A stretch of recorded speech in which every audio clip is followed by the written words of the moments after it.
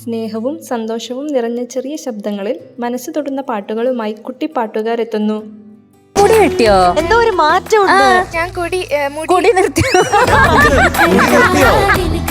ഈ പാട്ട് ശ്രേയ ചേച്ചിയാ പാടിയേ. ശ്രേയ ഘോഷാൽ പാടിയ ചംചം എന്ന സന്തോഷമുള്ള പാട്ട് കുഞ്ഞു ചിരികളോടെ ശ്രേയ മനോഹരമായി വേദിയിൽ അവതരിപ്പിക്കുന്നു. അതിശയം വിതറിയ ആലാപനവുമായി ശ്രീയക്കുട്ടി. റെട്രോ റീവൈൻഡ് റൗണ്ടിൽ പഴയ ഓർമ്മകൾ തിരികെ കൊണ്ടുവരുന്ന പാട്ടുമായി എസ്തർ വേദിയിൽ.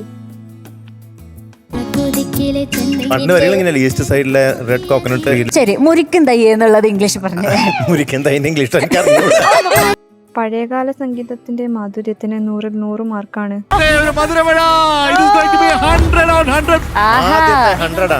അമ്മയുടെ സന്തോഷം നോക്ക്.